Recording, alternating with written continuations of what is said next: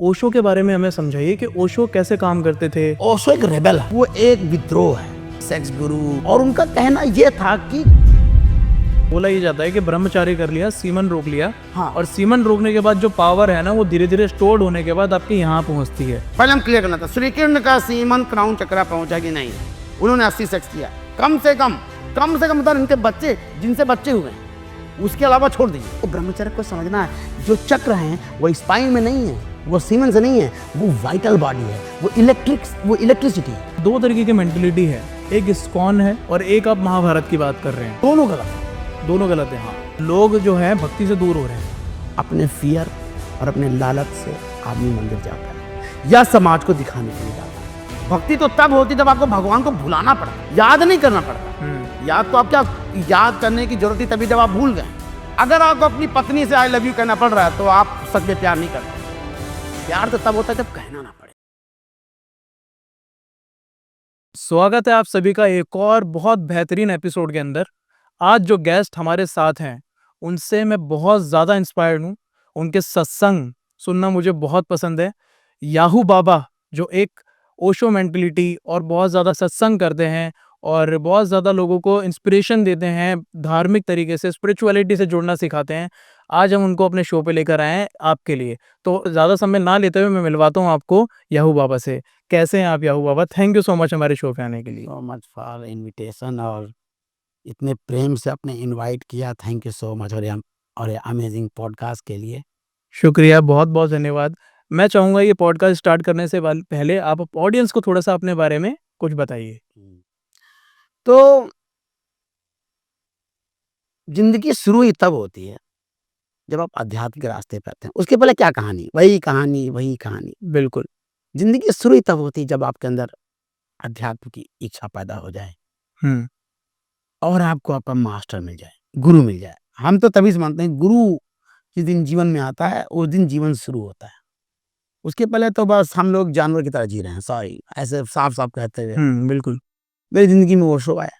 हुँ, हम तब तक हम योगा और सब करके और हम नास्तिक हो चुके थे कि सब बकवास है। ठीक है, हम इस स्टेज पहुंच गए कि सब बकवास है। ठीक है। फिर तो मैंने ओशो को पढ़ना शुरू किया। तब लगा कि यार बाप में दम है। और फिर करते करते उनकी हम सारी साधना करते हम अपने जिंदा गुरु से मिलते हैं। ठीक। मूजी मोजी, मूजी मोजी, हाँ, ठीक है। वो इंग्लैंड में ज्यादा रहे, फिर अभी तो यूरोप में है वो। हुँ, और वहां से हम अपना जीवन शुरू मानते हैं। ठीक है। उनके साथ ही साधना करते करते फिर एक दिन का सत्संग हो रहा था। ऋषिकेश में उनका सत्संग होता है। जी, और एक साल उन्होंने कहा कि अब हम नहीं आएंगे। ठीक है। हमने कहा देखिए जी, मैं कहता तो चलता रहना चाहिए। जो सत्संग का जो ये बार है हुँ, ये बंद नहीं होना चाहिए। ठीक। आप नहीं करोगे तो हम करेंगे। बिल्कुल, बिल्कुल। और फिर हमने कहा अब हम शुरू कर रहे हैं सत्संग। अच्छा, तो फिर हमने सत्संग शुरू कर दिया। और अवलिया जो भी आई थी वो साथ में थी। उन्होंने कहा जो करो हम बस साथ करने जा रहे हैं तुम्हारे। और फिर हम लोगों ने ऋषिकेश में सत्संग स्टार्ट कर दिया। फिर हम लोग का अपना संघा बन गया। फिर हम लोगों ने अपनी रिट्रीट तैयार करी, अपने वर्कशॉप बनाए, अपनी म्यूजिक बनाई। अच्छा। हम लोग के 60 सॉन्ग हैं जो हम लोग ने खुद तैयार किए हैं। गाते हैं जा करके, हुँ, कीर्तन करते हैं, रिट्रीट करते हैं, हुँ, सत्संग करते हैं। और पॉडकास्ट एक दिन आया कि चलो पॉडकास्ट करते हैं। एक लोगों ने कहा कि बाबा आप यूट्यूब पे नहीं हो। कहा, चलो यार फिर पॉडकास्ट करते हैं। पॉडकास्ट। और करते करते आज हम लोग यहाँ बैठे हैं। इससे ज्यादा कहानी में कोई इतनी बड़ी नहीं बात नहीं है, बस बात शुरू करते हैं। तो आपने अभी ओशो का नाम लिया। यस ओशो के बारे में मैं बहुत ज़्यादा जानना चाहता हूँ। जी। तो मुझे लगता है लोग भी बहुत ज़्यादा इच्छुक हैं उनके बारे में जानने के लिए। थोड़ा-सा ओशो के बारे में हमें समझाइए कि ओशो कैसे काम करते थे? मतलब उनका कैसे लॉजिक है उनके पीछे? क्या भक्ति से कैसे जुड़े हैं? वो सारी चीज़ें हमें क्लियर करिए आप। पहली बात तो ओशो एक रेबल है। ओके, गुरु कोई भी हो, जी। वो एक विद्रोह है। वो समाज से भी विद्रोह है, हर चीज से उसका विद्रोह है, क्योंकि ऊपर की यात्रा है। हुँ, समझिए, तो ओशो या कोई भी अपने समय में वो विद्रोही होता है। ओशो नहीं, जब कोई भी महावीर, गौतम बुद्ध, ये सब भी अपने समय में बड़े विद्रोही रहे थे। ये तो अब हम लोग उनको एक्सेप्ट कर लिए, जैसे अब ओशो एक्सेप्टेड हो गए। उनके समय में कोई ओशो को एक्सेप्ट करके दिखाता, सेक्स गुरु, ये गुरु, वो गुरु। और उनका कहना ये था कि कोई भी चीज आप दमन करके आप अपनी यात्रा नहीं कर सकते। बिल्कुल। और यात्रा शुरू होगी सेक्स ऊर्जा के ऊपर जाने से, ब्रह्मचर्य से। बिल्कुल। बहुत क्लियर बात, जो हम मोटा मोटा एक टॉपिक ले सकते हैं, मतलब बहुत टॉपिक है। एक तो ओशो पर बोलना मतलब कम से कम 5 घंटा। मतलब जो आज के टॉपिक हम लोग ले सकते हैं कि उन्होंने कहा कि जिस चीज को आप सप्रेस कर दोगे, दमन कर दोगे, उसका भी यूज कैसे करोगे। बिल्कुल। जैसे आप समझिए, एक बाप अपने बेटे को रोज थप्पड़ मारे बैठा है, ए बकवास, तुम गलत, तुम गलत, तुम गलत।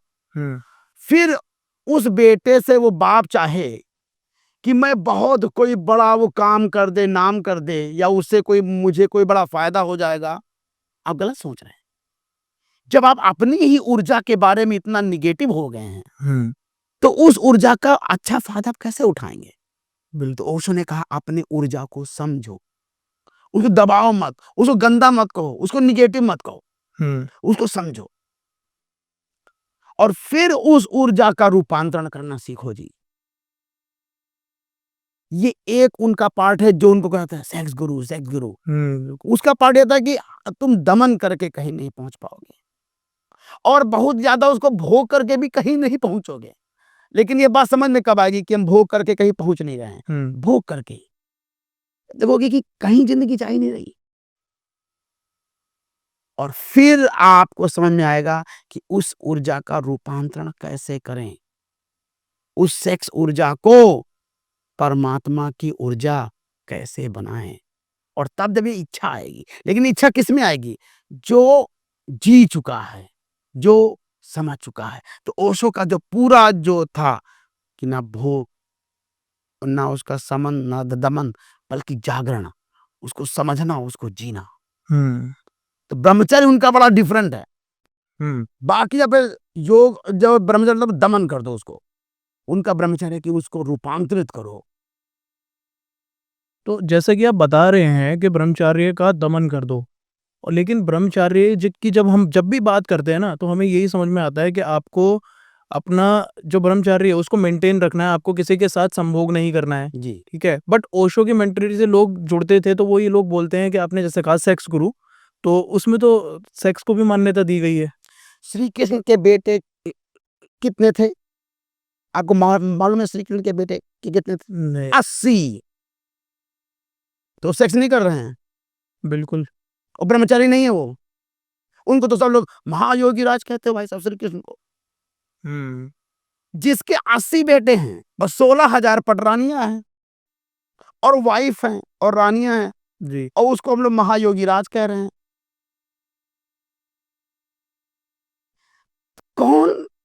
ब्रह्मचर्य बहुत गलत अर्थ में चला गया है।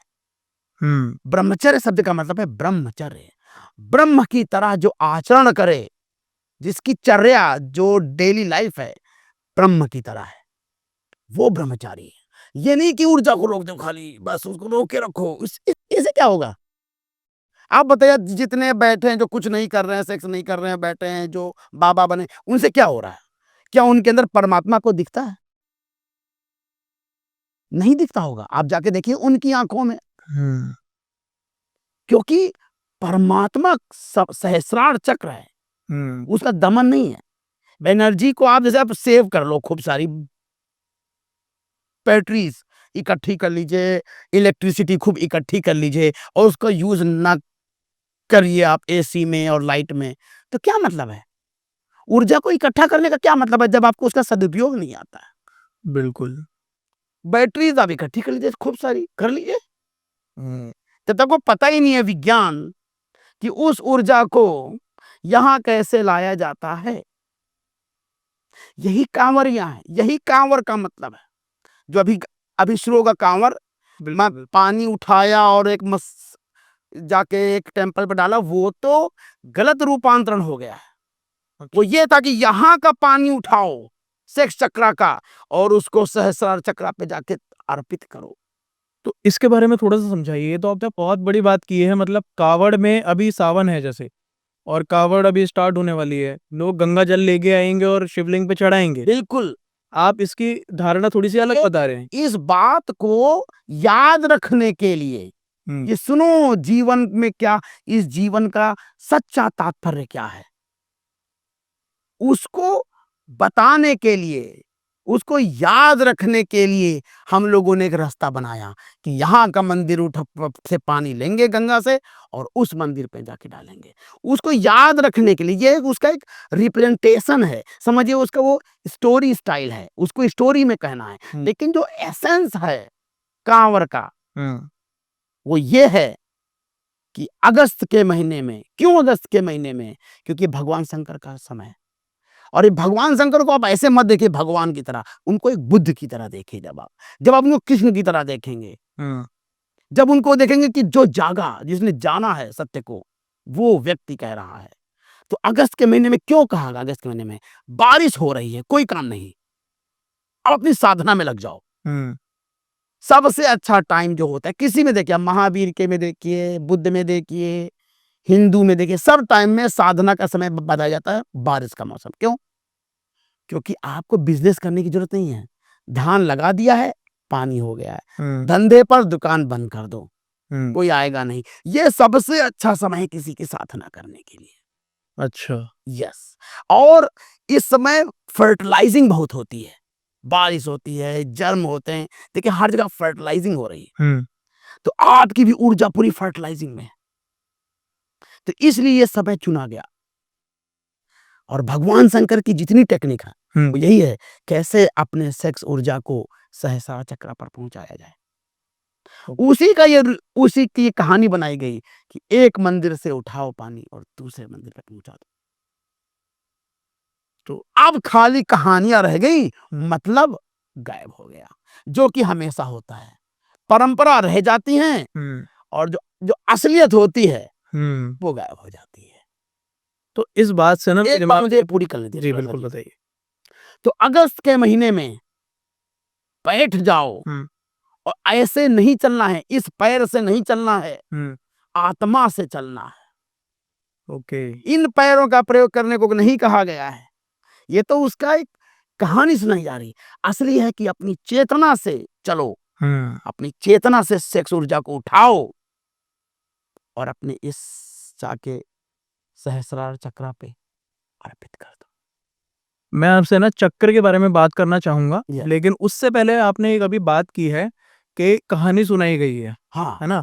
तो मुझे यहाँ पे जो कन्क्लूज़न निकल के आ रहा है ना, वो ये है कि मानना और जानना, इसमें दोनों में डिफ़रेंस है। यस। तो इसको थोड़ा-सा इलैबोरेट कीजिए। देखिए मानना बनाया क्यों गया ये सब जानते थे। हुँ, आपको ये जान के कि जो हमारे ऋषि लोग हैं ये भी जानते थे कि मानने से कुछ नहीं होता, हुँ, लेकिन फिर भी कहानियां बनाई क्यों गई? सब लोग पूछते हैं, अरे जब जब वो लोग जानते थे तो ऐसी कहानी क्यों बनाई? हुँ, इसलिए बनाई कि बहुत सारे लोग नहीं समझ सकते हैं, उनका भी ख्याल रखना है।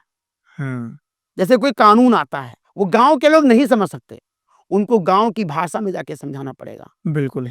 तो कई लोग अज्ञानी हैं जिन्होंने अभी धर्म की यात्रा शुरू ही नहीं करी, जो अभी, अब देखिए धर्म की यात्रा पर भी एक हम चर्चा करेंगे कि स्पिरिचुअलिटी शुरू कब होती है, वो एक अलग टॉपिक है पूरा।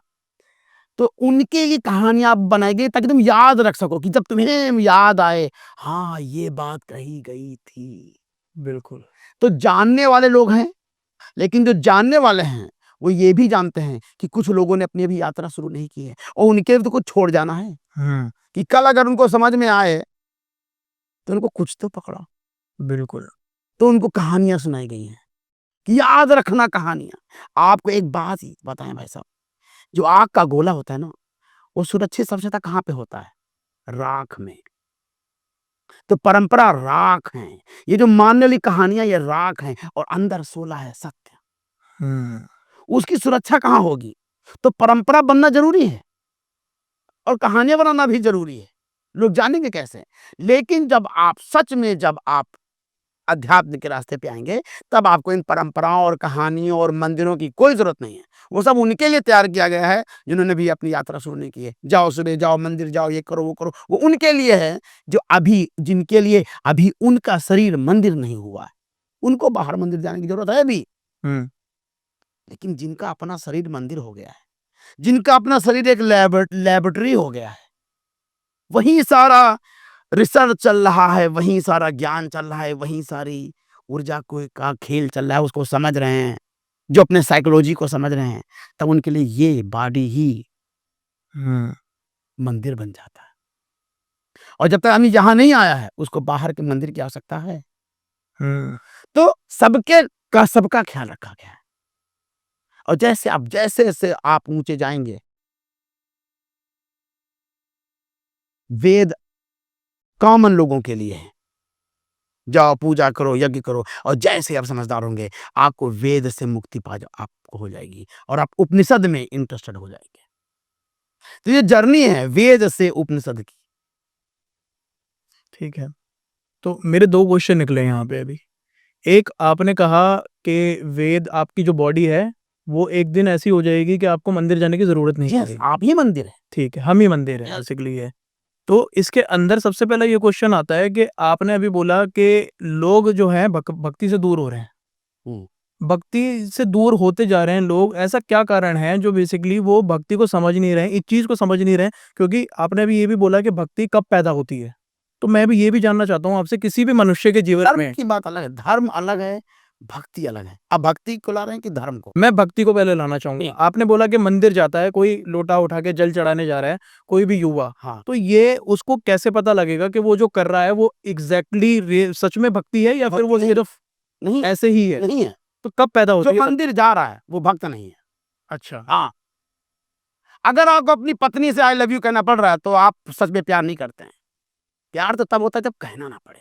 जब आप छुपाते हैं तब प्रेम होता है। जब आप दिखाते तब प्रेम कहाँ होता है? जब आपको असली में प्यार होता है तो आप छुपाते हैं, दोस्तों से, सबसे, कि कोई जान ना पाए। और जब रिलेशनशिप में आप आ जाते हैं, जब वहां कोई रह नहीं गया है लेकिन धोना है, तो रोज आपको 5 बार आई लव यू कहना पड़ता है। भक्ति तो तब होती जब आपको भगवान को भुलाना पड़ता है, याद नहीं करना पड़ता। याद तो आप क्या, याद करने की जरूरत थी तभी जब आप भूल गए। लेकिन असली भक्ति तब होती जब आपको भूलना पड़ता कि मुझे नींद नहीं आ रही, मुझे इतनी। आपको जब किसी से प्यार हो जाता है तो कैसे होता है? आपको आपको नींद नहीं आती, आप एकदम पागल हो रहे होते कि भैया थोड़ी देर के लिए बस करो, तो मैं सो जाऊं यार। लगे हैं फोन पे ऑल टाइम चुप के। ये है भक्ति। जब ऐसा प्यार होता है परमात्मा से, और परमात्मा का मेरा अर्थ है आपकी हायर कॉन्शियसनेस से, उसको हम कहते हैं भक्ति। इसीलिए भक्ति अभी पैदा नहीं हुई है। और भक्ति के नाम पे नकली नोट बहुत चल रहे हैं। जैसे एक असली नोट पे बड़े नकली नोट चलते हैं, ऐसे भक्ति के नाम पे नकली नोट चले हैं। हमें नहीं कह रहे कि गलत है, लेकिन जो कर रहे हैं वो समझे कि मैं भक्ति कर रहा हूँ। भक्ति नहीं कर रहे हो। अपने फियर और अपने लालच से आदमी मंदिर जाता है, या समाज को दिखाने के लिए जाता है, अपने मम्मी पापा को दिखाने के लिए जाता है, और कहीं उसको सिक्योरिटी चाहिए, थोड़ी शांति चाहिए कि कोई भगवान मेरे साथ है, तो मैं, वो जिसका डर है उसके लिए मंदिर जा रहा है। गलत नहीं हो, साइकोलॉजिकली बिल्कुल सही है। लेकिन अगर कोई अपनी भक्ति की कोई इस खोज में लग गया है कि व्हाट इज भक्ति, तो भक्ति नहीं। भक्ति शुरू होती है जब आप हर जगह प्रेम करके दे चुके हैं, और हर जगह आप चोट खा चुके हैं, और लग रहा है ये प्रेम करके जहां जाते हैं वहां डंडा खाते हैं। अब इस बात पे तय हूं कि मेरे साथ मैं हूं। जब आपको प्यार कहीं भी करो लगता है दुख ही मिलेगा। बच्चे से करो तो दुख, माँ से करो तो दुख, पापा से करो तो दुख, समाज से करो तो दुख, धर्म से करो तो दुख, दोस्तों से करो तो दुख। जहां प्यार करता हूं वहां से दुख ही आ रहा है। तो ये प्यार किससे करूं? इस प्यार को कहां ले जाऊं भैया, बताओ। तब कोई आएगा और बताएगा सुनो प्यार किया कैसे जाता है। तो प्यार का जो रिफाइनिंग है वो है भक्ति। एक उदाहरण हम हमेशा देते हैं, आज भी हम देना चाहते हैं। जो अभी ईरान से यूरेनियम निकाला गया ना, यूरेनियम की रिफाइनिंग कर रहा था जहां अमेरिका ने किया। तो देखिए वो यूरेनियम की रिफाइनिंग क्या है, U-235 एंड U-238 ठीक। 2 प्रकार के यूरेनियम में होते हैं। जी, एक जो यूरेनियम है 238 जी। उसकी मात्रा उसमें होती है 99.7 ओके, और एक होता था यूरेनियम 238 जिसकी मात्रा होती है 0.07%। ठीक है।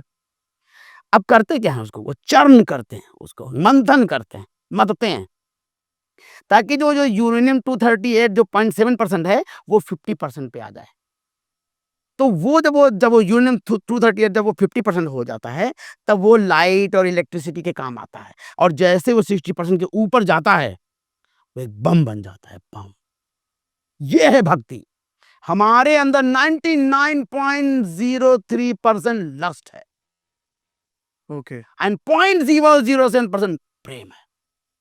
हुँ, लोग कितना भी कहें आई लव यू, सबको पता है कि क्यों आई लव यू कह रहा है, क्या है इस आई लव यू के पीछे। लड़कियां सब समझती, लड़के तो समझते हैं बिल्कुल, बिल्कुल। ना जी। हुँ, तो वो 99.3% लस्ट है, यूरेनियम 238 हुँ, एंड 0.7% जो परमात्मा का जो गुण है उसमें वो है 0.7%। अब भक्ति क्या है, चर्निंग है, वो वही कि वो जो प्रेम है वो बढ़े, और ये जो वासना है ये प्रेम बने, जो लस्ट है, ग्रीड है, डिजायर है, हम झूठे कहते हैं आई लव यू, हनीमून तक सबका आई लव यू खत्म हो जाता है। कहे भैया, हुँ। जो पाना था वो पा गए, तो कहाँ रह गया आई लव यू। किसका एक एक पति पत्नी का या एक हस्बैंड वाइफ कपल का प्रेम बताइए जो 10 साल के बाद बढ़ रहा हो। सबका घट रहा है, बिल्कुल। सब सिर्फ सोसाइटी को दिखाने के लिए साथ रह रहे हैं, अगर सच में मौका मिल जाए तो कोई साथ ना रहे। हुँ, तो लस्ट, हम लोग लव के नाम पे लस्ट कर रहे हैं, और वो है यूरेनियम 30। और जब वो प्रेम रिफाइन होता जाता है और ये लस्ट कम होता चला जाता है और प्रेम बढ़ता चला जाता है और एक दिन वो 60% के ऊपर हो जाता है तो वो बम बन जाता है, बम, एटॉमिक न्यूक्लियर। एंड एक एटॉमिक न्यूक्लियर जो प्रेम का जो एटॉमिक न्यूक्लियर है उसको कहते हैं भक्ति। अब बताइए भक्ति कौन कर रहा है, कौन अपने प्रेम को रिफाइन कर रहा है कि मुझे इसको वासना से मुक्त करना है, चाहतों से मुक्त करना है, नीड से मुक्त करना है, प्योर लव, बम। हुँ। आपने जैसे बहुत सारी बातें की अभी, इसमें से सबसे पहले जो आपने बोला था चक्र, आपको जो चक्र है वो यहाँ लेकर आना है। हाँ, यस, आपने अभी यही बोला। तो मेरा इससे ये तात्पर्य है कि बहुत लोग हमें ये समझाते हैं कि अगर हम सीमन को कंट्रोल कर लेंगे अपने, तो बेसिकली धीरे-धीरे आपके यहाँ तक पहुँचता है। कौन से रास्ते से, यही चीज़ आप क्लियर करिए क्यों? क्योंकि यही चीज़ लोगों को बताया जा। आज आप वैज्ञानिक से पूछो, कहाँ है, बताएगा ही नहीं, कहाँ है भैया, इसीलिए तो फेल हो रहा है। हुँ, इस बात का ये बिल्कुल नॉनसेंस बात है। हुँ, नो, आप कोई भी वैज्ञानिक आप पे हंस देगा, जो भी एनाटॉमी, फिजियोलॉजी एंड एंथ्रोपोलॉजी जानता है वो कहेगा संभव ही नहीं कि सीमन कहीं स्पाइन में घुस जाए, वहां रास्ता ही नहीं। सीमन का बेसिकली क्या है ना, सीमन बोला ये जाता है कि ब्रह्मचारी कर लिया, सीमन रोक लिया, हाँ, और सीमन रोकने के बाद जो पावर है ना वो धीरे-धीरे स्टोर्ड होने के बाद आपके यहाँ पहुँचती है। किसकी पहुंची देखिए जरा, जिन्होंने सीमन रोका, श्री कृष्ण वही करें, श्री कृष्ण ने 80 किया तो सीमन उनका पहुंचा कि नहीं पहुंचा, पहले हम क्लियर करना था, श्री कृष्ण का सीमन क्राउन चक्रा पहुंचा कि नहीं, उन्होंने 80 सेक्स किया, कम से कम मतलब इनके बच्चे जिनसे बच्चे हुए हैं उसके अलावा छोड़ दीजिए, जिससे कुछ नहीं हुआ होगा वो अलग।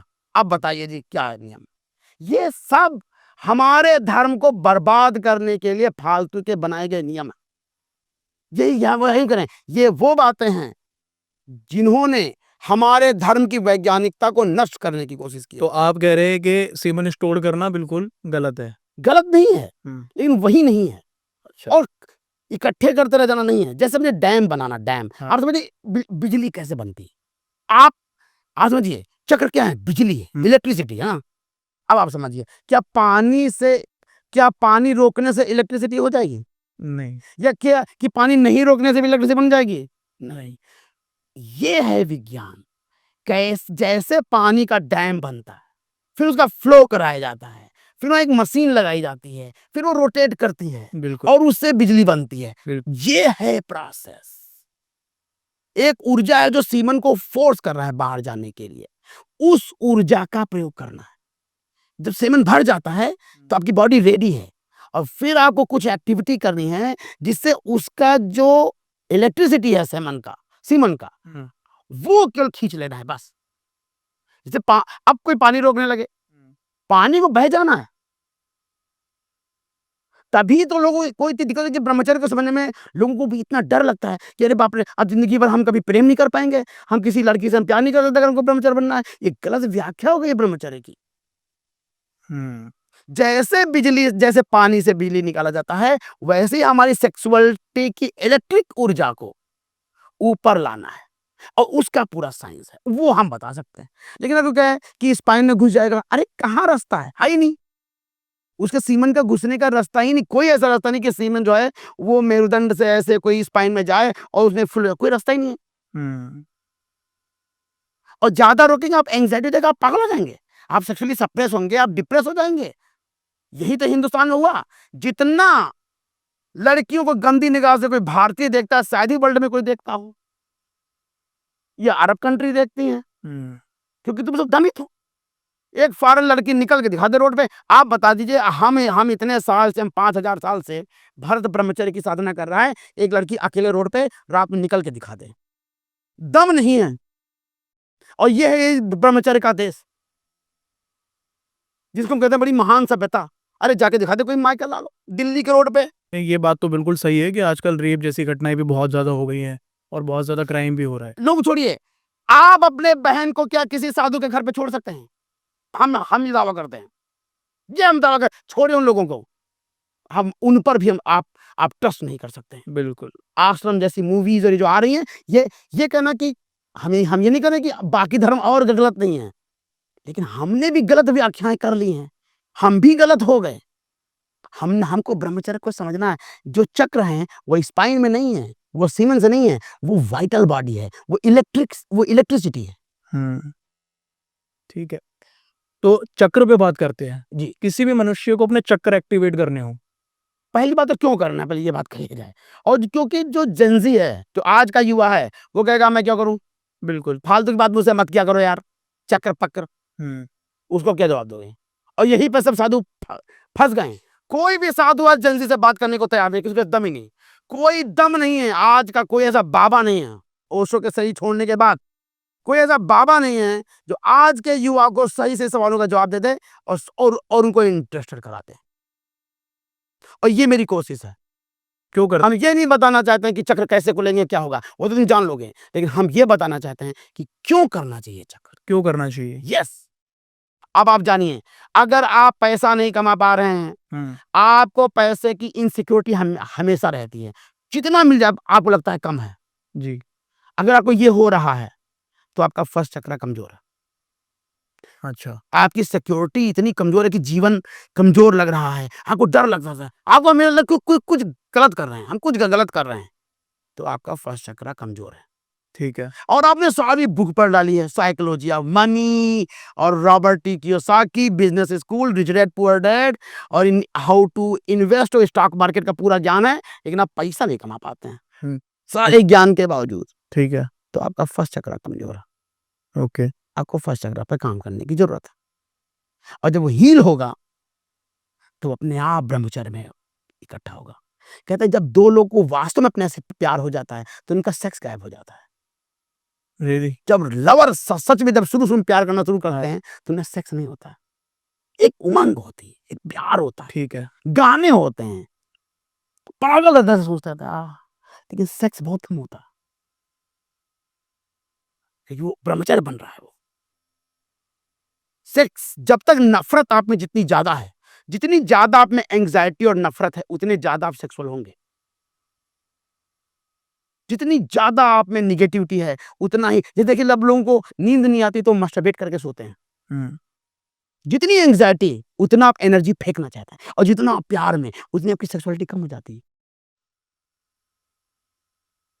याद करिए जब आपकी पहली बार शादी होने वाली थी और आपको देखा तो प्यार हो गया था, आपकी सेक्सुअलिटी कहाँ थी? गायब थी, अब वो थी ही नहीं। इसलिए बोला जाता है कि पहला प्यार हमेशा याद रहता है। यस, क्योंकि वो इतना प्योर था, तब तक कमीनापन नहीं आया था प्यार में। अब फिर तो हम समझ जाते हैं, अच्छा अब लड़की को बताएंगे, साला आने दो, अब वो नफ़रत का गेम शुरू हो गया। इसीलिए ज़्यादातर कपल नफ़रत के गेम हैं, प्यार के गेम बहुत कम है। वो तो शुरू-शुरू में होता है, उसके बाद तो रिलेशनशिप होता है, सिचुएशनशिप होता है, कौन-कौन शिप होता है, हुँ, क्योंकि प्योरिटी चलेगी ना जी। तो अगर आपको अपना फर्स्ट चक्रा की ज़रूरत है, तो अध्यात्म की ज़रूरत है आपके जीवन के लिए। अगर आपके माता-पिता से आपके संबंध अच्छे नहीं हैं, बिना वजह के आपके झगड़ा होता रहता है, आपके दोस्त ही नहीं बन पाते हैं, आप कुछ भी करना चाहते हैं, तब डर जाते हैं कि कर ही नहीं पाते हैं, आपको सेकंड चक्रा की ज़रूरत है। आपका स्वादिष्टान चक्र कमज़ोर है, फ़ियर का चक्र है, हाड़ा कमज़ोर है, आपकी बॉडी बहुत पतली है, आपका सेकंड चक्र कमज़ोर है। अगर आप कोई निर्णय नहीं ले पाते हैं जीवन में, जी। कुछ भी करना चाहता हूँ, निर्णय ही नहीं ले पा रहा, यार क्या करें? अरे कन्फ्यूज़ हैं, हमेशा कन्फ्यूज़। आपका थर्ड चक्र कमज़ोर है, अथॉरिटी की मिसिंग, अथॉरिटी नहीं। हाँ, अगर आप हमेशा प्रॉफ़िट में रहते हैं, ओवरथिंकिंग, एंग्ज़ायटी, आपका फोर्थ चक्र कमज़ोर है। अब इसके आगे के चक्र की बात नहीं करेंगे, क्योंकि अब वहाँ से दूसरी यात्रा शुरू हो जाती है। लेकिन जब पहले पूरा हो जाए, तब आपको अध्यात्म की याद आएगी। हुँ। क्या कुंडलिनी भी इसे ही बोला जाता है? जी, बिल्कुल जब वो जो हमारी सेक्सुअल इलेक्ट्रिक एनर्जी है, उससे जब हम इन चक्रों को हील करते हैं, उसका नाम है कुंडलिनी। लेकिन इन चक्रों को हील सिर्फ़ एनर्जी से ही नहीं किया जा सकता, बहुत सारे रास्ते हैं। भक्ति से भी कुंडलिनी ओपन होती है और कुंडलिनी होती है। हुँ, ज़ेन का भी अपना पाथ है, वेदांत का अपना पाथ है। श्री कृष्ण कहीं नहीं कह रहे योग करो, पूरे भगवत गीता वो कह रहे हैं बस युद्ध करो। हुँ, उससे अर्जुन की कुंडलिनी खुल जाएगी। वो कह रहे हैं बस ऐसा युद्ध करो कि ये तुम्हारे हैं ही नहीं। हुँ, अब बताइए उसका सेकंड चक्र कितना स्ट्रांग हो गया, वो खुल गया। हुँ। जो ऐसे कर्म करे कि कोई है ही नहीं, वो कितना रिलैक्स हो गया, उसकी ऊर्जा अपने आप चली जाएगी ऊपर। यहाँ पे 2 कन्फ्यूज़न है। जी, आपने बोला कि सिर्फ़ बोलने से अर्जुन का चक्र एक्टिवेट हो गया, नहीं, सुनने से, जो श्री कृष्ण कह रहे हैं वो अगर वो करे वो करे। कि युद्ध तुम यज्ञ की तरह करो, धर्म की तरह करो। हुँ।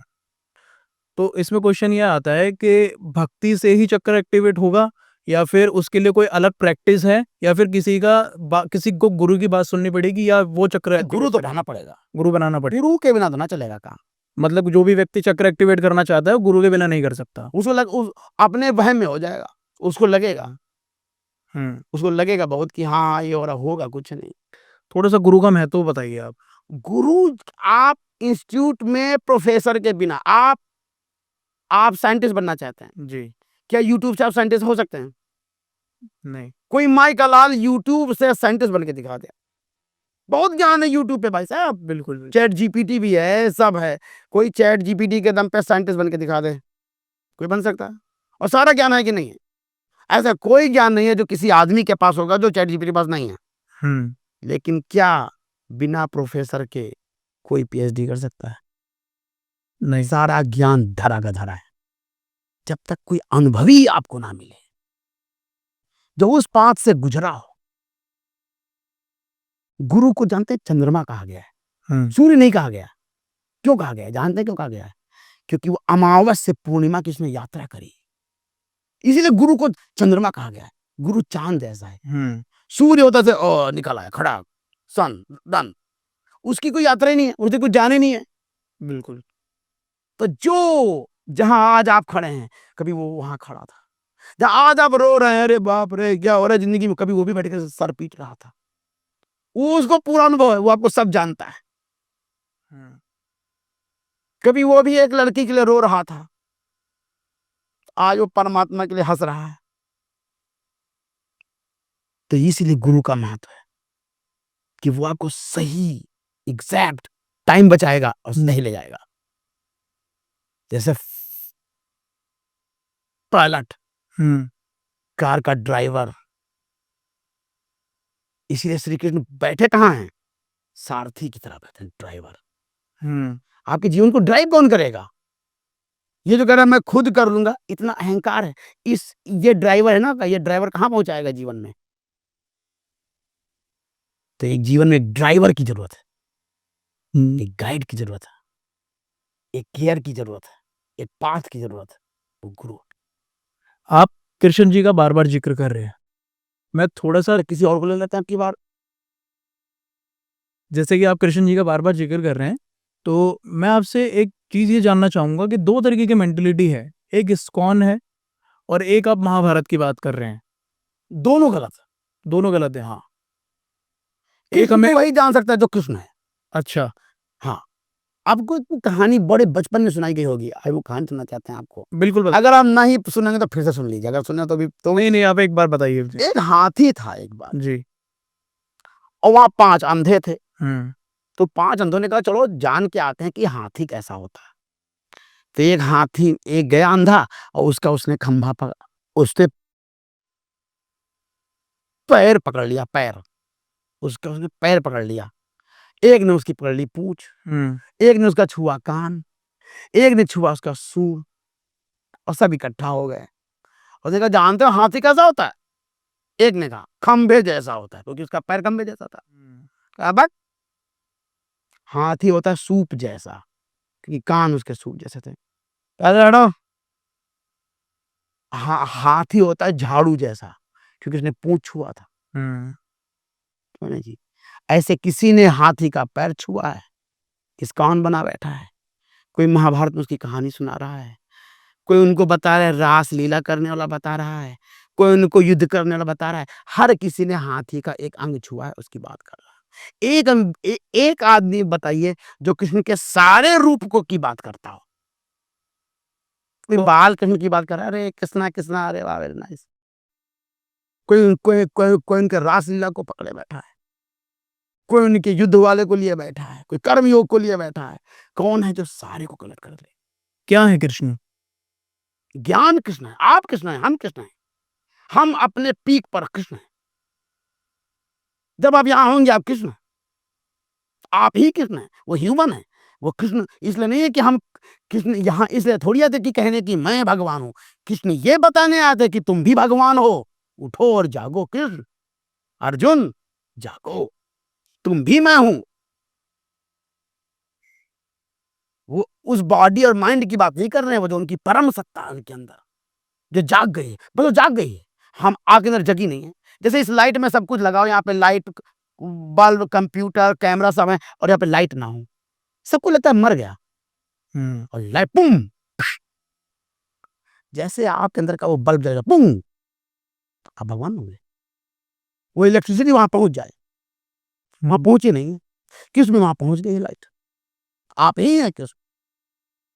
इसलिए कृष्ण की पूजा नहीं करनी चाहिए, कृष्ण होने की तैयारी करनी चाहिए। और कृष्ण की तैयारी करने के लिए कृष्ण की पूजा करना बहुत अच्छी बात है, हुँ, लेकिन अपने जाप पाने के लिए कृष्ण की पूजा करना बहुत गलत बात है। भक्ति ये है जब कोई अपने को परमात्मा बनाना चाहता है, जब कोई जानना चाहता है कि जो ह्यूमन का स्पेक्ट्रम है उसका पीक क्या है। और अगर कृष्ण भी हो सकते तो मैं क्यों नहीं हो सकता? उनके भी 2 नाक हैं, कान हैं, माँ-बाप के सेक्स से पैदा हुए हैं, उनकी रानियाँ हैं, सब सब तो है। हुँ, क्या वो ऐसा कर रहे हैं जो ह्यूमन नहीं कर रहा है? वही तो कर रहे हैं। क्या कौन-सी बिजली उनके अंदर कौंध गई है?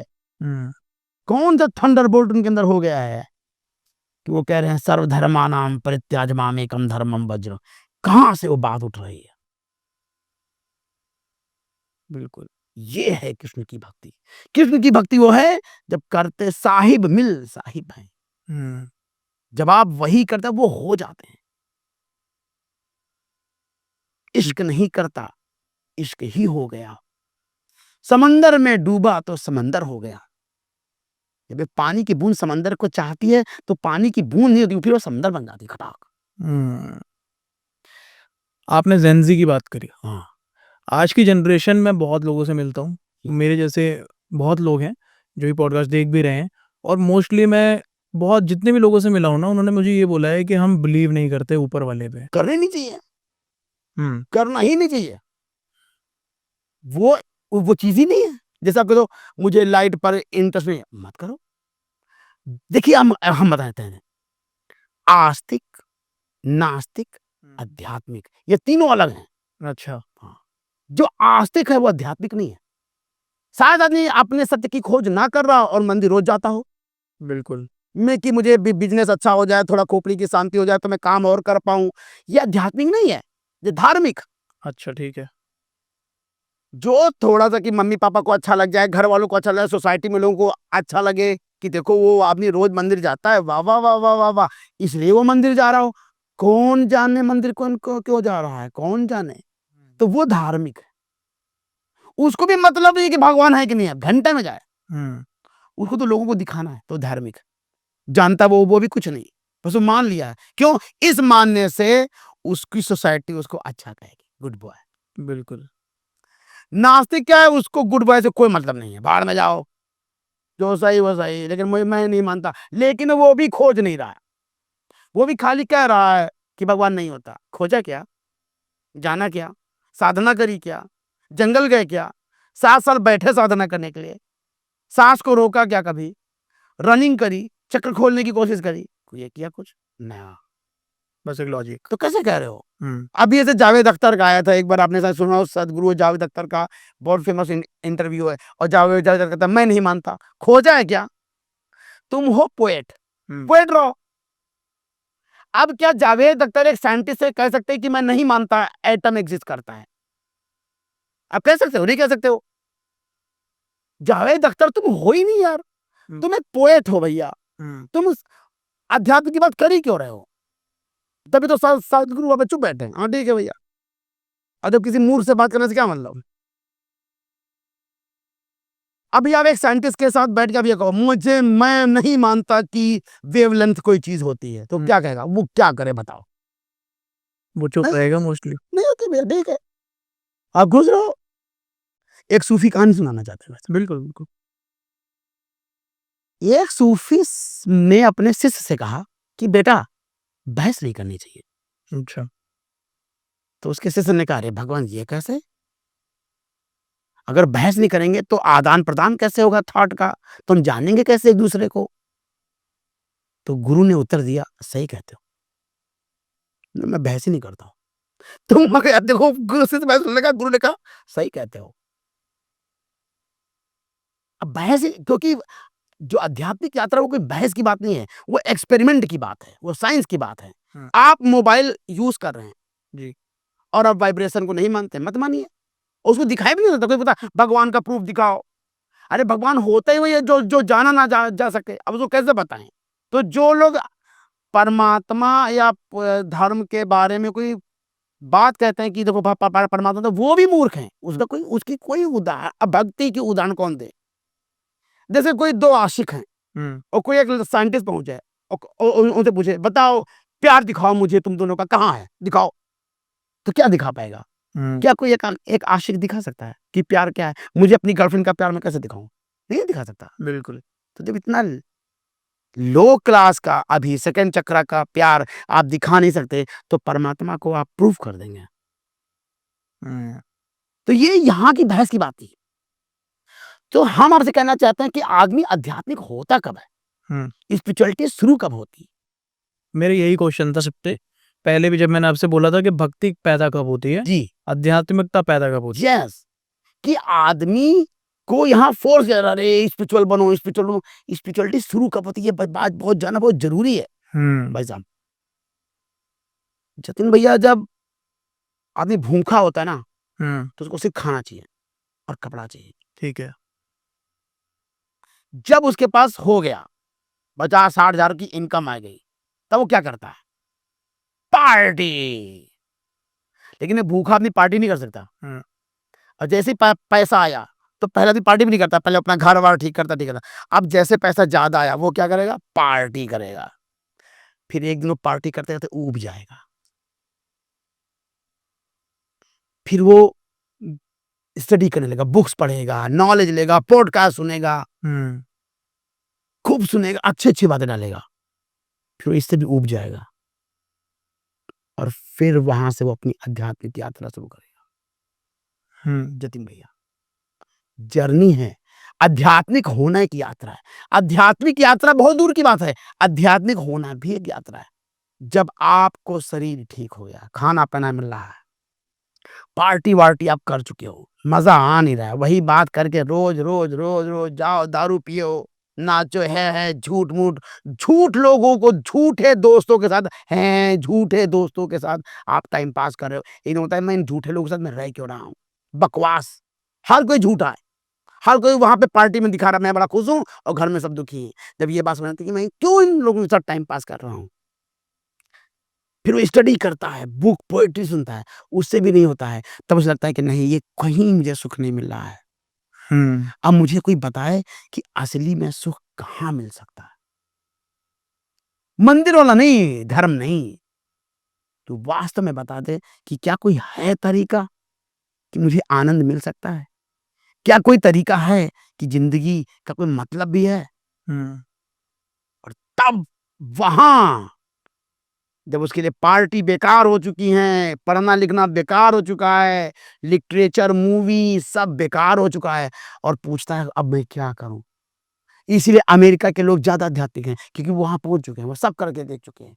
इसीलिए जेनजी आध्यात्मिक बहुत जल्दी होगा।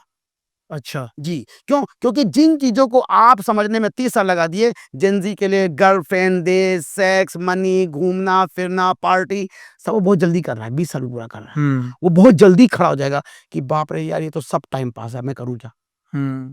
और बड़ा ऊबन है वो आपको लग रहा है जेनजी बहुत दुखी वो अंदर, उसको बहुत सफोकेट है। तभी तो सिचुएशनशिप, रिलेशनशिप, ये हंचिंग पंचिंग पता नहीं क्या क्या कर रहा है। वो रिलेशनशिप में ढूंढ रहा है और उसे रिलेशनशिप में मिल नहीं रहा है। तो जब वो सब देख लेता है, इसीलिए हमारी जितनी किताबें हैं वो शुरू कहां से होती हैं, ध्यान दीजिएगा भैया। अथा तो भक्ति जिज्ञासा, जो भक्ति की जो प्रोफाउंड बुक है, ये मंदिर नहीं, असली बुक है वो है नारद भक्ति सूत्र, सांडिल्य भक्ति सूत्र। ये भक्ति की साइंटिफिक बुक है। जैसे ऋग्वेद उपनिषद है, ठीक ऐसे ही नारद भक्ति सूत्र है। वो कहता है अथा तो भक्ति जिज्ञासा, अब भक्त की इच्छा पैदा हुई। कब? जब वो ये सब जी चुका है, उसे कुछ समझ नहीं आ रहा। मुझे लगता है जो आपने एक बात बोली थी ना अभी के, जब हर जगह प्रेम ना मिले, हाँ, जब उसको प्रेम प्राप्ति नहीं होती, जब उसकी भक्ति और अध्यात्म पैदा हो जाती है। क्योंकि भक्ति की, हाँ, लेकिन अध्यात्म की जो यात्रा है, हाँ, शायद वो योग के रास्ते पे जाए, ठीक। शायद वो वेदांत के रास्ते पे जाए, शायद वो सोचने के रास्ते पे जाए, शायद वो एक्टिविटी, जब कोई आदमी एक्टिविटी में चला जाता है तो योग चला जाता है। जब वो सोचने लगता है कि यह धर्म क्या है, मेरे जीवन का मतलब क्या है, कुछ कर रहा हूं, तो वो वेदांत की ओर चला जाता है। जब कोई प्रेम की को और रिफाइन लगता है, भक्ति की ओर चला जाता है। ये अलग अलग पाथ तब शुरू होते हैं, लेकिन जो शुरुआती पॉइंट है जहां से सारे रास्ते शुरू होते हैं, वो तब है जब आदमी हर चीज से करके थक गया है, उसे कुछ समझ में आ नहीं रहा, मैं करूं क्या, रिलेशनशिप में प्यार नहीं है, पैसा कमा लेंगे तो मौत होने वाली है, बहुत अमीर हो गए तो क्या मिलने वाला है, और ये सब करके दिख रहा है और उसे कुछ समझ में नहीं आ रहा है। अंधेरे में खड़ा है और चिल्ला रहा है, हेलो, कोई है क्या? ये है अध्यात्म का प्रारंभ। ओशो पे एक बार वापस आते हैं। वहाँ पे एक मेडिटेशन का पर्पस भी बताया जाता है कि आप मेडिटेट करते हैं, तो उसका एक पर्पस बताइए, मेडिटेशन का एक्चुअली क्या यूज़ होता है हमारे जीवन के अंदर? मेडिटेशन इंसान की लाइफ़स्टाइल को कैसे बदल सकता है? या ओशो में किसी अलग तरीके से कोई मेडिटेशन सिखाई जाती है, वो भी आप बताइए थोड़ा-सा? देखिए, मेडिटेशन जो शब्द है ये वो लंबा होने वाला है, लेकिन हम इसको शॉर्ट करना चाह रहे हैं थोड़ा। बहुत शुरू करेंगे तो वो विज्ञान भरतंत्र। पहला मेडिटेशन शुरू किसने किया था?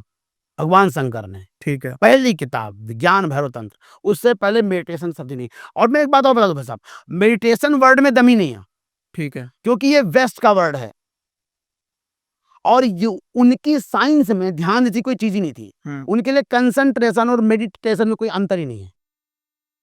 हमारे यहाँ मेडिटेशन, अब देखिए मेडिटेशन क्या है, अगर मैं डांस करूँ कहेंगे मेडिटेशन, मैं शांत बैठूं तो मैं मेडिटेशन, आप चाहे जो करो मैं मेडिटेशन, तो नॉनसेंस वर्ड हो गया है। एक्चुअली तो वर्ड है उस जो जो उनके लिए वो भगवान शंकर ने दिया था, युक्ति, युक्ति। ट्रिक। ठीक है। अब आप समझिए, भगवान शंकर जो विज्ञान भरतंत्र में बोल रहे हैं, जो जो अध्यात्म की पहली पुस्तक हम मानते हैं उसको, उससे पहले अध्यात्म शुरू नहीं हुआ है। धर्म तो है, इन अध्यात्म जब शुरू हुआ है तो भगवान शंकर से शुरू होता है। इसीलिए उनको आदि देव कहते हैं। उनको महादेव कहाँ का क्यों क्यों क्यों कहा गया? वो पहले बुद्ध हैं, वो पहले इनलाइटेंड आदमी हैं जिन्होंने टेक्निक दी, इसलिए उनकी बड़ी महत्ता है।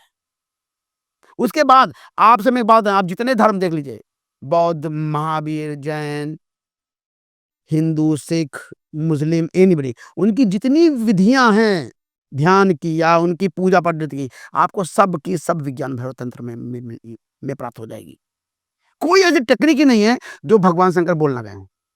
हम्म 112 से 116 विधियां हैं। हम्म सारे दुनिया का सारा आध्यात्मिक विज्ञान उस किताब में है। तो अब बाद में क्या होता है, जैसे जैसे लोगों की दिक्कतें आती हैं वैसे वैसे लोगों के लिए विधियां बनाई जाती हैं। ठीक है। अब ओशो ने जब विधि तैयार करी, जैसे उनका सबसे जो फेमस ध्यान है Osho dynamic, Osho dynamic. Yes, हाँ। इसमें आप सांस भर के लेते हैं, फिर चीखते हैं, चिल्लाते हैं, हम्म जो दमन है वो सब बाहर फेंकते हैं, ठीक है। फिर हु करते हैं जिससे आपकी चक्र की ऊर्जा ऊपर जाती है, ठीक है। फिर खड़े हो जाते हैं ताकि ऊर्जा को पूरा रास्ता मिल पाए, और फिर आप डांस करते हैं ताकि आपके अंदर वो सीरियसनेस ना आने पाए ठीक। ध्यान की। मतलब बहुत सबसे बड़ी दिक्कत अध्यात्म यही है कि आदमी इतना सीरियस हो जाता है। अच्छा। तो सीरियसनेस से बचाने के लिए उसने डांस बहुत डाला, डांस और जोक्स, जो वो भी एडल्ट जोक्स। जो ये ओशो हमेशा एडल्ट जोक्स कहते थे ताकि आपके अंदर सीरियसनेस ना पाए, अध्यात्म की गुरु ना बनने पाओ। के बाबा ये ना करो, ये देखो मैं सीरियस, वो ये ना कर पाओ, ये देखो मेरी ऊर्जा उठ गई है, हट, ये ना करने पाओ। वो ध्यान तब बना जब समाज में दमन बहुत ज्यादा था। कोई हमारे जैसे आपके पहली वाली जो पीढ़ी थी वो अपने पापा के सामने खड़े भी नहीं हो सकते थे। आजकल के लड़के तो पापा आई लव यू और चुम्मी और किस करते हैं। हाँ, आप अपने बाप को कभी चुम्मी लिया? नहीं, किसकी कब कहा आपने अपने बाप को आई लव यू? इस जन्म में कह पाए? अभी तक तो नहीं। कोई लक्षण लग रहा है कि कह पाएंगे? और आजकल के बच्चे दिन भर अपने पापा से आई लव यू करते हैं। अब उनके लिए विधियां अलग बनेंगी। जो जेंजी है उनके वो अब उनको नई टेक्निक की जरूरत है। उनको अब डायनेमिक काम नहीं करेगा क्योंकि उनके अंदर सप्रेशन ही नहीं है। 11 साल के लड़के तो करें मेरी girlfriend, my crush, my situation, सिर्फ 11-12 साल के लड़के तो बात कर रहा हूं। तो उनमें कौन सा दमन है भैया? दमन तो आप में है। बॉयज स्कूल थे, लड़कियों को देखना मतलब बहुत बहुत बड़ी बात थी कि अरे यार चलो वहीं खड़े होते हैं, जब लड़कियां निकलेंगी तब देखा जाएगा, मजा आएगा। अभी मजे ही नहीं है। अब तो सब मिलते हैं, रिलेशनशिप चल रहा है, प्यार चल रहा है, उनको दमन ही नहीं।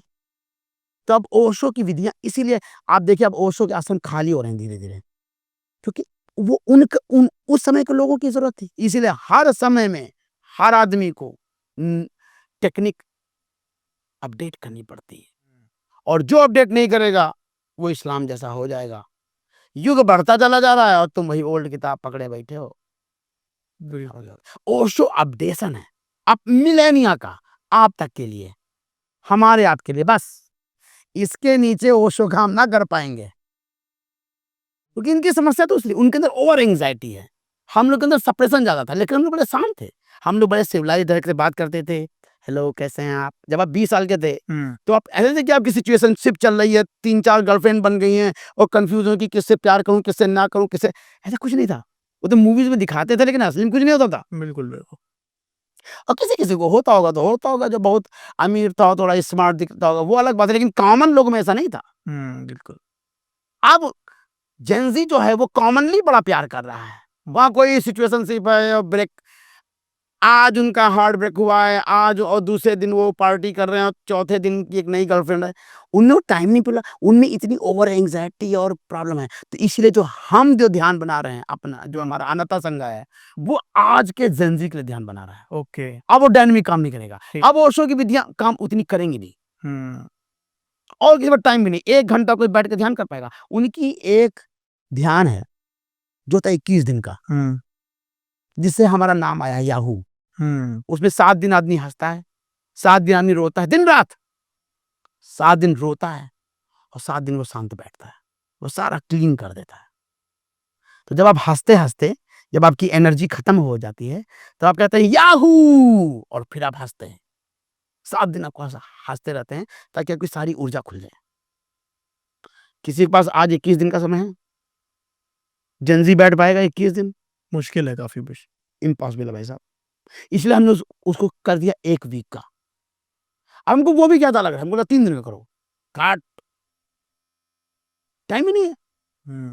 लेकिन अगर यही बात ओशो कम्युनिटी जान पाए तो उनको गाली देंगे, वो ओल्ड है ना, वो अपडेट नहीं कर पा रहे हैं, अपडेट करने वाला कोई है ही नहीं। तो हर बुद्ध ध्यान को अपडेट करता है अपने समय के लोगों के अनुसार, और काम उसके 3 ही है। ध्यान का जो मीनिंग वो एक ही है, आपकी बॉडी माइंड क्लीन हो जाए, ओवर थिंकिंग माइंड शांत हो जाए, एनर्जी ऊपर जाए और आपके अंदर अंडरस्टैंडिंग और इंटेलिजेंस बढ़े। बस जितनी आप ऑक्सीजन लेंगे उतना आपका इंटेलिजेंस बढ़ेगा। प्राणायाम डन। अब वो चाहे पतंजलि इसको प्राणायाम कर रहे हैं, ब्रेथ वर्क कर रहे हैं, ओशो उसको डायनेमिक कर रहे हैं, चाहे जो करो, आपको एक्स्ट्रा सांस लेने की जरूरत है। ओके। जितना ब्रेन आपको खोलना है, इंटेलिजेंट जितना जितने जितने आपको इंटेलिजेंट होने की जरूरत है अध्यात्म के लिए, उसके लिए उतनी ऑक्सीजन लेने की जरूरत है। जितनी ऑक्सीजन उतना आप इंटेलिजेंट। ठीक है। जितना लेस ऑक्सीजन उतना आप एंग्जाइटी, उतना टेंशन। देखिए जब आप टेंशन में होते हैं तो क्या करते हैं, आप सिगरेट पीते हैं, कार्बन डाइऑक्साइड डालते हैं। जितना कार्बन डाइऑक्साइड बॉडी में जाएगा उतना आप टेंशन में रहेंगे। जितना आप ऑक्सीजन शरीर में बढ़ाएंगे उतना पर टेंशन कम हो जाएगा और आप इंटेलिजेंट हो जाएंगे, आपको सोचना लगेंगे, आप बढ़िया फर्स्ट क्लास। प्राणायाम से लेकर के आज तक वही चल रही है, टेक्निक बदलती चली जा रही है टाइम के साथ लोगों की आवश्यकता के अनुसार। तो कुल मिला के आज की जनरेशन के हिसाब से ओशो काम कर रहे हैं अभी। अभी अब हम कहेंगे अनंता संघा, अनंत संघा जो हम लोग शुरू कर रहे हैं। ठीक। अनंता नहीं है, अनंता, समझिएगा, अंतर। अनंता वर्ड जो है वो उसका अर्थ है अत्ता मतलब आत्मा। ठीक है। अनंता मतलब जब आत्मा भी वैनिश हो, ओके। जब मैं एज ए आत्मा भी खत्म हो गया, सिर्फ नथिंगनेस रह गया, उसके नाम पे हम लोगों ने अपने संघा का नाम रखा है अनंता संघा। हम लोग नई विधियां बना रहे हैं जेन जी के लिए, फिर जेन अल्फा के लिए, फिर जेन बीटा के लिए, और इंशाल्लाह जेन ओमेगा तक के लिए हम लोग विधियां बनती रहेंगी और दुनिया चलती रहेगी, ऐसी अपडेट होता रहेगा सब। तो मेरा नेक्स्ट क्वेश्चन थोड़ा सा डेप्थ वाला रहेगा। मैं आपसे जानना चाहता हूँ कि जितनी भी माइथोलॉजी है या हिंदू सनातन धर्म में बोला जाता है, सबको यही बोला जाता है कि आपको एक दिन भगवान को पा लेना है। Yes. चाहे आप मेडिटेशन करके पाइए, चक्र अपने एक्टिवेट करके पाइए। ओशो के अंदर और आपका जो चल रहा है उस प्रोग्राम के अंदर बेसिकली जेन जी को भगवान कैसे प्राप्ति होगी, या किसी भी इंसान को सब मिक्स कैसे भगवान मिलेंगे? जैसे आप हैं, आप सब चीज का यूज कर रहे हैं, कैमरा, लाइट, माइक, ऐसे ही ओशो से एक नई चीज शुरू हुई कि सब ब्लेंड हो सकता है। ठीक है। सूफी और तंत्रा मिल सकता है, सूफी और तंत्र नहीं सब मिल सकता है, भक्ति और योग मिल सकता है, भक्ति तंत्र मिल सकता है। तंत्र मतलब तंत्र जो है ना, आजकल जो तंत्र है, ये जो काला जादू, ये तंत्र नहीं है। तंत्र जो वर्ड है वो विज्ञान भैरव तंत्र से आया है। तो पहले तो जो तंत्र जो ये लोग जानते हैं कि थोड़ा सा जाते हैं अरम्बोल गोवा में, ओ आ ऊ, या गोवा में गए और आ ऊ कर रहे हैं, या मंदिर गए और कोई बाबा बता रहा है ये मत करो, वो ये सब तंत्र नहीं है। ये सब तंत्र के नकली नोट हैं। ये जानना बहुत जरूरी है कि कौन सा नकली नोट है, कौन सा असली नोट है। अच्छा, इस वाले जो टॉपिक जो आपने दिया है ना, मुझे लगता है कि इसके लिए एक स्पेशल पॉडकास्ट मुझे करना पड़ेगा। ठीक है, क्योंकि लोग तंत्र से बहुत ज्यादा इंस्पायर्ड हो गए आज के जनरेशन। सही भी है। तो इसके लिए हमें शायद एक और एपिसोड करना पड़े। तो अभी हम जहाँ पे थे भक्ति और ब्लेंड पे, मैं चाहूंगा कि एक बार आप उसी को कंटिन्यू करें। जी, तो जितनी जैसे जैसे हम इस बात को थोड़ा ऐसे करना चाहते हैं, जब हिंदू या इंडियन आदमी किसी यूरोपियन से शादी करता है, एक नए प्रकार का एक हाइब्रिड बच्चा पैदा। बिल्कुल ऐसे अब क्या हो रहा है, हर धर्म मिल करके, ओशो ने क्या किया, ओशो एक हाइब्रिड है जहाँ पे सारे धर्म मिल गए, सारी विधियां मिल गई, और उन्होंने नई विधि की ताकि वो तेज हो सके। जो पहले यात्रा 20-20 साल में हिमालय पे जाके होती थी जी, अब ओशो और जो अब नेक्स्ट टाइम आ रहा है वो एसी के कमरे में वो 1 हफ्ते में हो सकता है। ओके। यस, जैसे चैट जीपीटी, जो काम आप पहले 3 साल में कर सकते थे वो सारा काम अब चैट जीपीटी 2 मिनट में करता है। तो फास्ट हुआ है, हर चीज फास्ट हो रही है, तो अध्यात्म भी फास्ट हुआ है। हाँ। तो ओशो ब्लेंड है। ठीक है। अब आप भक्ति का भी सपोर्ट लेंगे और योगा का भी सपोर्ट लेंगे और तंत्र का भी सपोर्ट लेंगे और सूफी का भी सपोर्ट लेंगे और सबका सपोर्ट लेंगे और खटाक से कर डाल। ये है ओशो। ओशो आज के समय के चैट जीपीटी। और खटाक। ठीक है, मतलब आज ओशो जो है बेसिकली आज की जनरेशन के लिए एक वरदान साबित हो सकते हैं। वरदान हो सकते हैं, वरदान है। वरदान है, क्योंकि वो बहुत जल्दी युवा उनसे कनेक्ट हो जाएगा उनकी फिलॉसफी से बेसिक। लेकिन अभी का युवा, अभी हम बताएं भाई साहब, ये बात सुनने में ओशो सन्यासियों को भी बहुत खराब लगेगी। अभी का जेनजी नहीं कनेक्ट कर पाएगा क्योंकि ओशो बोल रहे हैं सप्रेशन पे। ओशो की विधियां जेनजी नहीं करेगा, आप करा के दिखा लीजिए, इसीलिए तो सारे आश्रम खाली हो रहे हैं। बिल्कुल बिल्कुल। अब वो कनेक्ट ही नहीं कर पा रहा है और सदगुरु से भी कनेक्ट नहीं कर पा रहा। वो कहीं कनेक्ट, वो किसी से कनेक्ट, इसीलिए तो वो नास्तिक हो गया है क्योंकि उसको कोई सही गाइड करने वाला ही नहीं। और जिस दिन कोई सही गाइड वाला मिल गया और सही से वो अपने आप को जैसे एक्सप्रेस कर पाया और लोग कनेक्ट कर पाए, जेनजी से ज्यादा आध्यात्मिक कोई नहीं होगा। ये तो कोई उनको मिल नहीं रहा जो उनको उनकी भाषा में समझा दे, क्योंकि जेनजी की जो समस्या है, जैसे जेनजी के पास जाएगा कि मैं सिचुएशनशिप में की समस्या में हूँ, तो कहेंगे राम राम करो, कृष्ण कृष्ण करो, उनको लगेगा बेकार की बात है। उनको लॉजिकल सेंसफुल आंसर चाहिए, एक्सपेरिमेंट कराओ।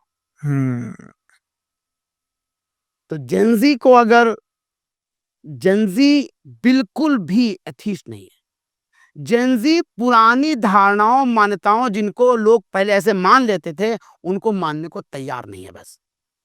लेकिन बिल्कुल मतलब नहीं है कि वो खोज नहीं रहा, उसको अपनी कोई फिक्र नहीं है, ऐसा कुछ नहीं है। उसको कोई सही मिल जाए। और आपके इस पॉडकास्ट से हम ये बात कहना चाहते हैं, एक बार अनंता संघ ट्राई करो। जेनजी, हेलो जेनजी, एक बार अनंता संघ ट्राई करो। कम to my satsang, come to our retreat and kirtan. Advance kirtan भी है भाई साहब। हम लोग का कीर्तन में कोई सीताराम की गंगा नहीं है, सिर्फ बुद्धों के वर्ड हैं with drum and guitar and will happiness and joy. जी। बहुत बहुत शुक्रिया हमारे शो पे आने का याहू बाबा। Thank you. और मुझे लगता है कि आज लोगों को बहुत डीप नॉलेज मिली होगी, स्पेशली ओशो को लेके। जो क्लैरिटी आपको आज मिली होगी उससे आप काफ़ी ज़्यादा अच्छे से ओशो को समझ पाए होंगे, उनकी मेंटलिटी को समझ पाए होंगे। और याहू बाबा की बात आपने जितनी भी सुनी, आई होप आपको सब अच्छी लगी होंगी। अगर आपको अच्छा लगा है तो चैनल को सब्सक्राइब कर दीजिए, वीडियो को लाइक कर दीजिए और शेयर कर दीजिए। और नेक्स्ट एपिसोड में जल्दी आपसे मुलाकात होगी, तब तक के लिए जय श्री राम।